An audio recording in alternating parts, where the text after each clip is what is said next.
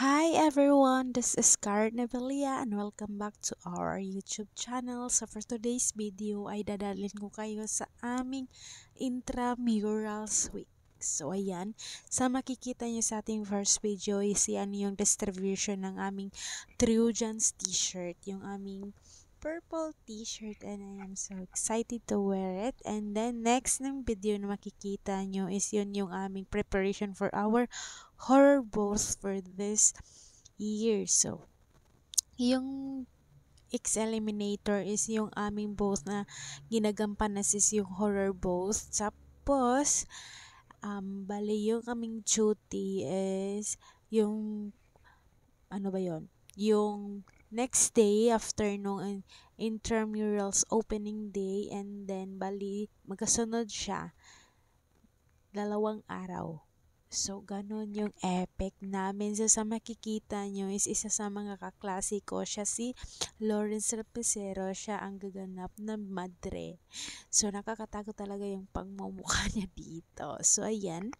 So, before everything else is dito pala sa aming Intramurals Week is yung dito sa Talisay City College, ang paggaganap is meron kaming attendance sheet na pinapapermahan. So, bali 2 booth, 2 games. So, yung booth is kailangan namin ng pumasok ng 2 booth a day.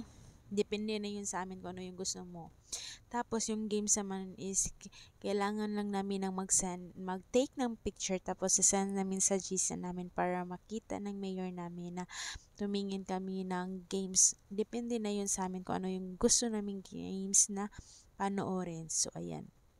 So, ang tips ko lang sa pag ano ng sa mga incoming first year, just in case is makikita nyo tong video na to, is kung gusto nyong ma-enjoy talaga yung intramurals week kasi super exhausted talaga niya kasi nakakapagod naman talagang magpapirma ng attendance. So, kailangan nyo, first tip ko is kailangan yung pumunta sa gusto nyo talagang booth. Dapat i-explore nyo yun, hindi lang porket nagbayad kayo is perma lang. Dapat i-explore nyo din para naman magiging worth it yung bayad nyo. Ganun yun. Tapos second tip is huwag kayong papasok ng booth na hindi kayo masaya.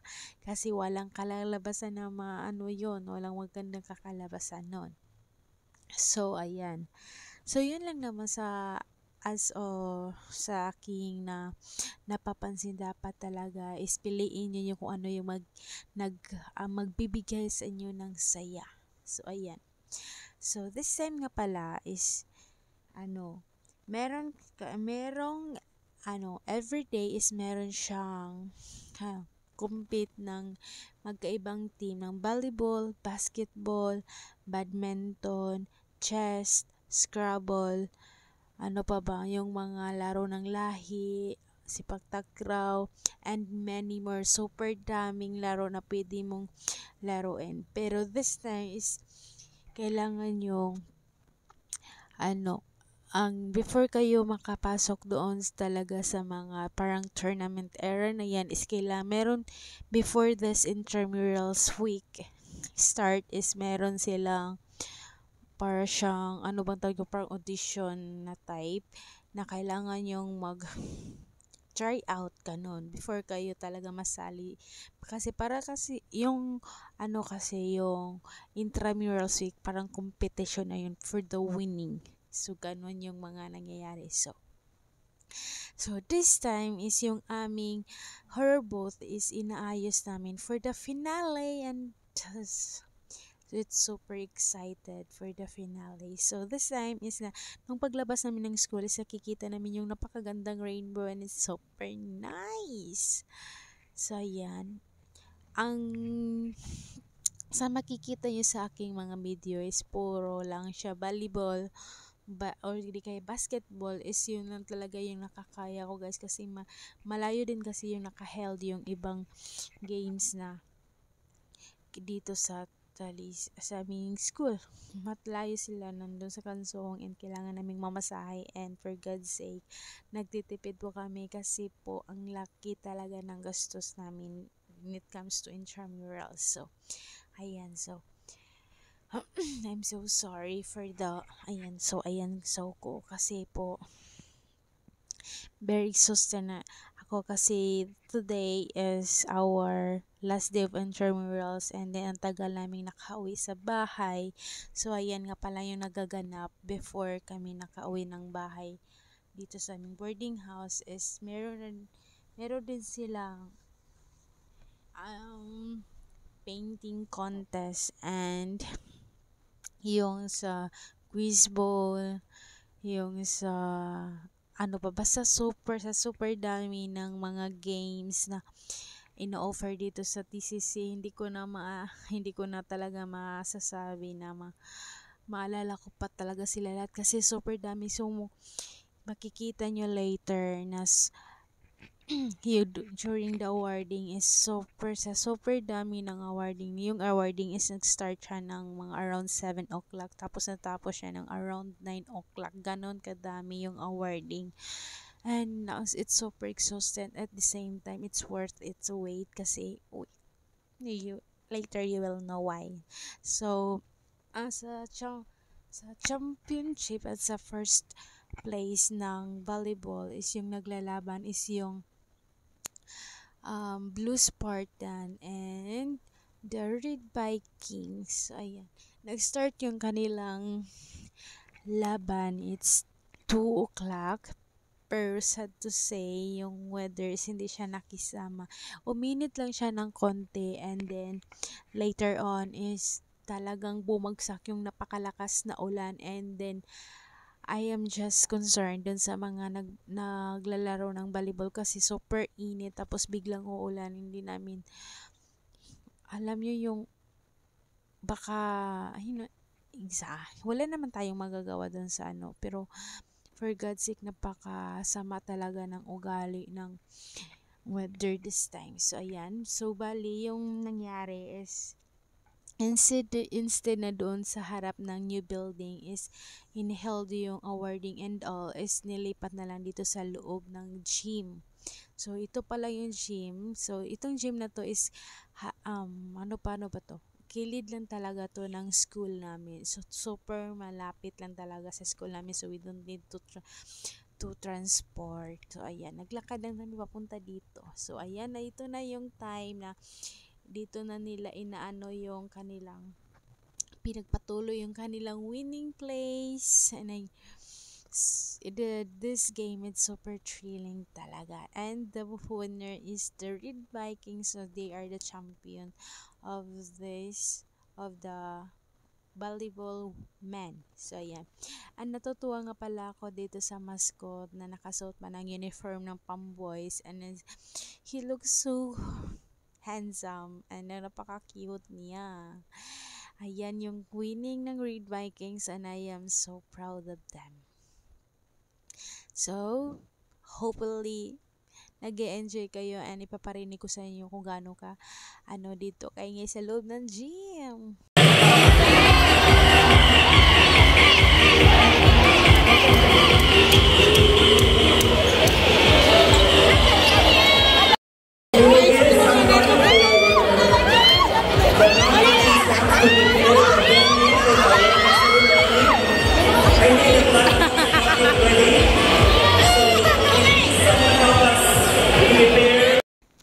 So, ayan, ganun kaingay dito sa loob ng gym. Kaya hindi ako pwedeng hindi mag-mute ng original na talaga na audio nito. So, ayan, after ng championship ng Red Vikings, ang kanilang volleyball men, congratulations. So, ayan, sumayaw naman yung LGU Talisay City na yung mga winner. So, ayan. So, makikita nyo, alam nyo naman siguro kung ano yung klaseng kanta na yun. So, hindi ko siya pwedeng hindi i-mute kasi baka may magalit dito. Mare-restrict tayo mga B. So, ayan. So, kailangan ko talagang i-mute yung original audio para for our safety purposes. So, ayan. After nun is nag-start na yung mga awardings ng mga different teams kasi And I am so happy this year kasi hindi lang talaga hinakot ng isang team yung mga awardings. So, bali yung awardings ang nangyari is lahat talaga ng team is merong champion. Ano man tawag doon? Meron silang first, second, third, or di kaya champion sila. Ganun. So, bali yung mga champion, yung mga winners is talaga parang na-spread out talaga siya sa lahat ng teams. So, I am so happy kasi walang umuwing luhaan. So, ganun katindi yung preparation ng bawat team. So, hindi lang talaga yung ng MMA lang yung effort niya. Grabe yung effort from the low category to medium category to higher category. I am so happy for that kasi hindi lang isang team kasi last year kasi parang isang team lang yung naghakot sa lahat ng mga championships sa ganon. And I feel it so bad. Like, for God's sake, lahat naman kami deserving ganon. So, ayan. So, habang yung mga awarding is nagpapatuloy, camp ko naman dito sa aking inupuan at this moment is antok na ako. At tapos ang dami ko pang iniisip na hindi ko nagagawa sa bahay, for God's sake. Pero this is the last day of our intramural, so parang sacrifice lang talaga kasi ang tagal kasi natapos nung ang championship nung volleyball kasi nga umulan, 'di ba? So lumipat dito sa gym. So bali na parang super delayed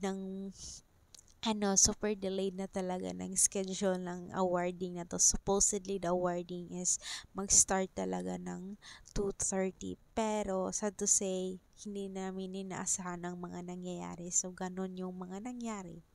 So, ang dapat hindi nangyari ay mga nangyari na. Kaya late kami lahat umuwi ngayong gabi. So, ayan. Sa mga makikita nyo sa aking mga videos, meron silang mga sumasayaw. Sila yung mga groups ng mga P-pop, yung mga dancing na standard na naka-play. So, di kayong mga champion. So, kaya sila sumasayaw ulit para siyang entertainment. Parang break lang ng mga host. Kasi, grabe naman talaga yung ingay ng tao and then parang matatabunan na yung boses ng mga host. And so, for this year, it's super thrilling, super excited kasi and hindi naman sa pagmamayabang pero I am so happy kasi yung isa sa mga kaklase ko is na-awardan siya ng MVP and so happy for her. So, siya nga pala si Scarlett Ray Kadongok and oh my God, I'm so proud of you, girl. Ang lakas talaga ng, oh my God, sana all magiging atleta na lang tayo. Pero, for God's sake, hindi tayo gifted para doon. Parang yung ating athlete is hindi para pang MVP. Parang lang siya talaga, laro lang talaga. So, yan. So, congratulations everyone. Manalo man o matalo.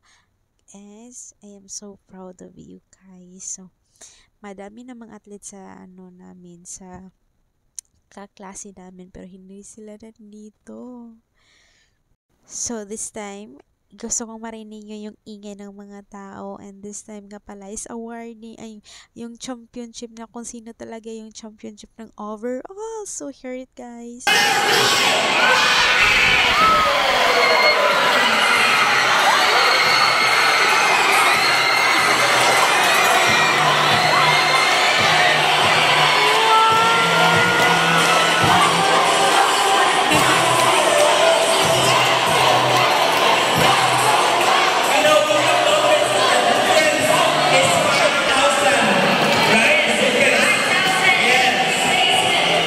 Congratulations, we're inviting. And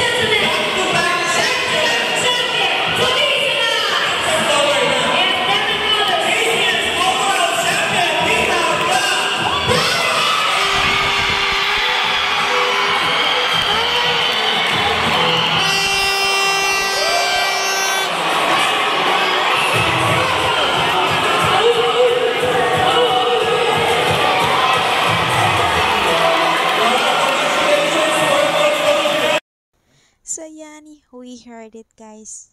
Trojans is the champion of overall this year. So I am so happy and grateful kasi worth it yung aming effort na binigay sa aming team. So congratulations Purple Trojans and the rest of the team kasi super deserve natin to. So ayan.